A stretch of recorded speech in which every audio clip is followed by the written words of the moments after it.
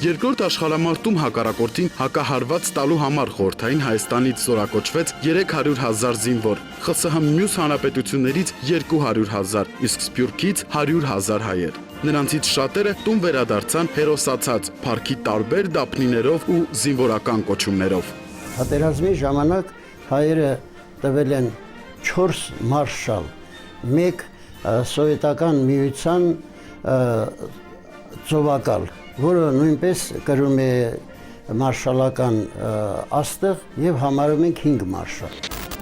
Հովհաննես Բաղրամյան ծնվել է Արցախի Չարդախլու գյուղում 1897 թվականին։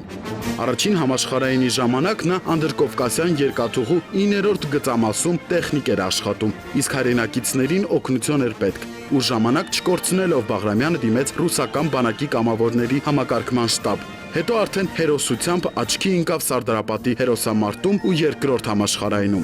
41 թվականին գնդապետ էր ինքը։ Նա մասնակցեց արևմտյան ռազմաճակատում, հարավ-արևմտյան ռազմաճակատում Կիևի գործողությանը Մոսկվայի տարած հաղթանակում մեծ ավանդ է դրել։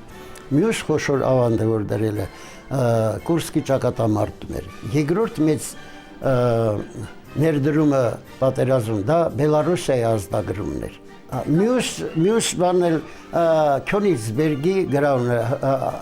Արևելյան Պրուսիայի գրավումն էր, որ կազմակերպեց Բաղրամյանը։ Պատերազմից հետո Բաղրամյանը հերոսին վայել պաշտոններ է զբաղեցրել խորհրդային միությունում։ ԽՍՀՄ մարշալ է դարձել 1955 թվականին, խորհրդային կրկնակի հերոս 1944 եւ 55 թվականներին։ Լեգենդար մարշալը մահացել է 1982 թվականին եւ թաղվել Մոսկվայի Կարմիր հրապարակում Կրեմլի պատի տակ։ Համազած Բաբաջանյան Բաղրամյանի համագյուղացին է, ծնվել է 1906-ին, որոշ տվյալներով 1908 թվականին։ Մինչև 1925 թվականը զբաղվել է հողագործությամբ, կիսատ թողնելով դպրոցական ուսումը։ Առաջին անգամ զինվորական հագուստ կրել է 19 տարեկանում եւ այլևս երբեք դրանից չի բաժանվել։ Ստանալով ռազմական կրթություն, գիտելիքները ներդրել է հայրենիքի պաշտպանության գործում։ Բաբաջանյանը մասնակցել է խորհրդաֆինական պատերազմին,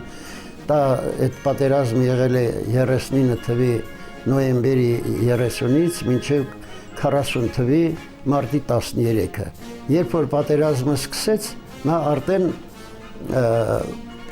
բանակի շտաբի օպերատիվ վարչության պետի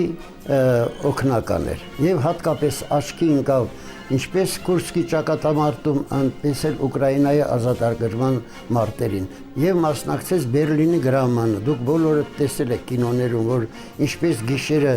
այդ լուսարձակները վառած կամ ասում են թունելով մետրոյի գնում են, հասնում են մինչև Ռայխս կանցելարիա։ Դա Բաբաջանյանի կորպուսի տանկերն են եղել։ Համազած Բաբաջանյանի ԽՍՀՄ զինված ուժերի զրահատանկային զորքերի մարշալի կոչումը շնորհվել 1967 թվականին։ Մահացել է Մոսկվայում 1977 թվականին եւ թաղվել Նովոդևիչյան գերեզմանատանը։ Արմենակ Խամփերյանց ծնվել է Հադրութի շրջանի Մեծ Թաղլար գյուղում 1902 թվականին։ Անդամագրվելով Կարմիր գվարդիային 1918-ին Խամփերյանցը նախ մասնակցել է Բաքվի կոմունայի պաշտպանությանը, իսկ 1918-ից 20 թվականներին Ռուսաստանի քաղաքացիական պատերազմին։ Ըստ հիմնական վարկածի մարտերից մեկում մահացու վիրավորված ռուս հրամանատարի Սերգեյ Խուդյակովի խնդրանքով համաձայնվում է նրա անունով, հետևաբար նաև նրա փոխարեն շարունակել ղեկավարել մարտը։ Պատերազմից առաջ նա գտնում է Մինսկի հիվանդանոցում 41 թվականի հունիսի 22-ին։ Երբ պատերազմը սկսվում է, նա թողում է հիվանդանոցը, գնում շտաբ։ Առաջի օրը ի շնորհիվ Խուդյակովի կազմակերպչական տաղանդի 100 իքրարթիռ խփեցին։ Առաջին ռազմաօդային բանակի հրամանատարն էր ինքը, որ մեծ դեր կատարեց դարձյալ Կուրսկի ճակատամարտում եւ երբ որ 45 թվականի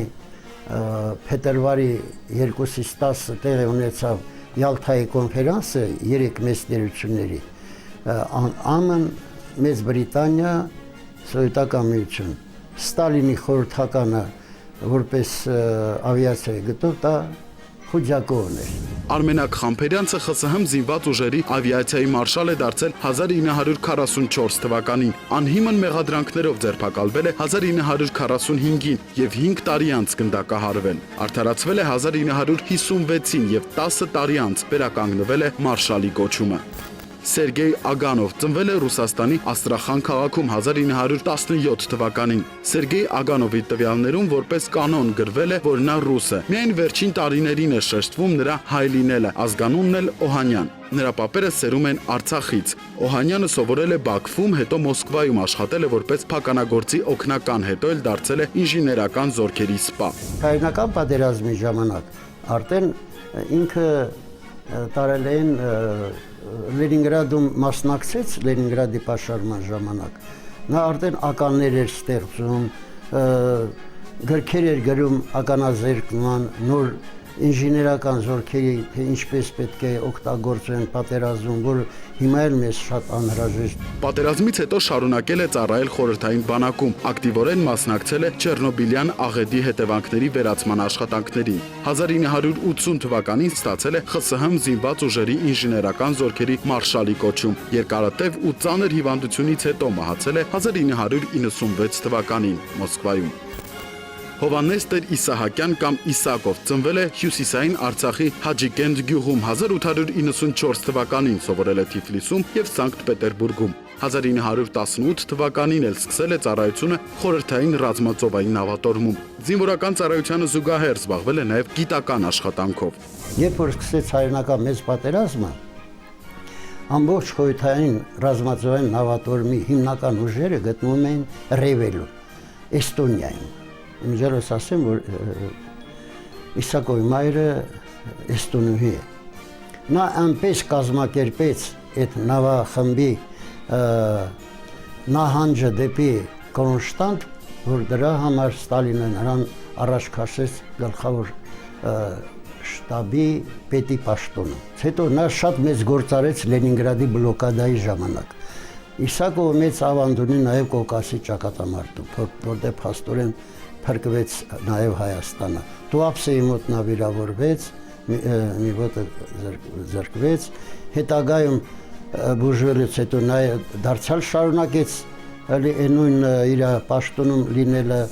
Իսակովը ԽՍՀՄ նավատորմի ծովակալ է դարձել 1955 թվականին, ԽՍՀՄ հերոսի կոչում է ստացել 1965 թվականին, մահացել է 1967 թվականին Մոսկվայում եւ թաղվել Նովոդևիչյան գերեզմանատանը։ Հայ ազգի մարշալների գործը պատերազմից ավելի քան 70 տարի անց շարունակում է օրինակելի համարվել։ Նրանց անձնազոհ նվիրումի, բացառիկ հայրենասիրության եւ պրոֆեսիոնալիզմի շնորհիվ է նաեւ, որ կերտվեց հայրենական պատերազմի հաղթանակը։